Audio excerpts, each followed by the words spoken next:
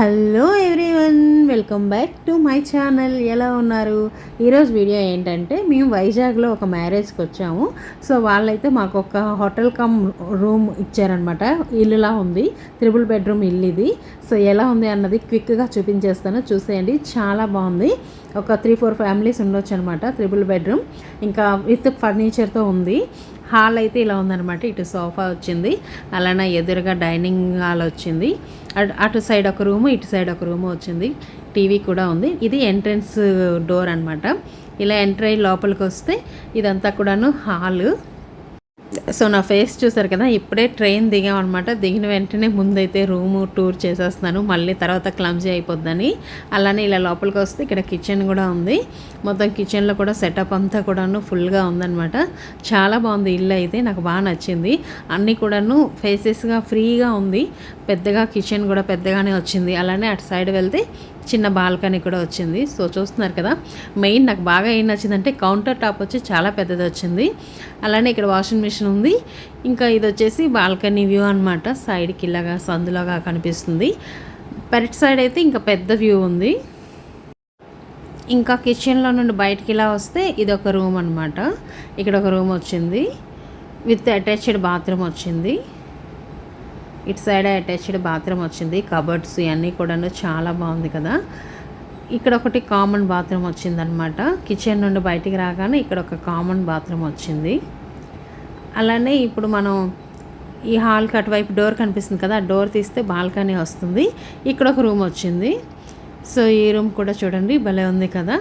ప్రతి రూమ్ కూడాను ఆ రూమ్కి తగ్గట్టు కబోర్డు కానీ ఏమంటారు మన డ్రెస్సింగ్ టేబుల్ కానీ ఇవన్నీ కూడాను చాలా బాగా ఉన్నాయి. అలానే ఇటు సైడ్ వస్తే ఇదొక రూమ్ అనమాట. సో ప్రజెంట్ అయితే మేము ఈ రూమ్లో స్టే చేయాలని మా లగేజ్ అంతా కూడా ఈ రూమ్లో పెట్టుకున్నాం. ఈ రూమ్కి కూడా అటాచ్డ్ బాత్రూమ్ అయితే వచ్చింది. సో ఆల్రెడీ మా లగేజ్ అయితే ఈ రూమ్లో పెట్టేసుకున్నాం అనమాట. ఇంకా రావాల్సిన వాళ్ళు వస్తారు, వచ్చేటప్పుడు ఎవరికైనా నచ్చిన రూమ్ వాళ్ళు తీసుకుంటారని. మేమైతే ఫస్ట్ వచ్చాం కాబట్టి మాకైతే ఈ రూమ్ నచ్చింది. సో మేమైతే ఈ రూమ్ తీసుకున్నాం. ఆ 2 రూములతో కంపేర్ చేస్తే ఈ రూమ్ కొంచెం పెద్ద రూము. సో చూసారు కదా, ఇల్లంతా కూడాను ఈ విధంగా ఉంది. చాలా బాగుంది. మాకైతే వాళ్ళు జస్ట్ స్టే చేయడానికి ఇచ్చారు, కానీ ఒకవేళ ఎవరైనా ఫ్యామిలీస్ ఇన్ కేస్ రూమ్ ఇలా ఫ్లాట్ తీసుకోవాలి అనుకుంటే ఇదైతే చాలా బాగుంది. 3 బెడ్రూమ్ ఫ్లాటు, అన్నీ కూడాను ఫేసెస్గా ఉన్నాయి అనిపించింది. నాకైతే బాగా నచ్చింది. అందుకే వీడియో తీయాలనిపించి తీసి షేర్ చేస్తున్నాను. ఇంట్రెస్ట్ ఉండేవాళ్ళు చూసి మేబీ నచ్చితే ఇలాగా ఏమైనా మోడల్ చేసుకుంటారు కదా.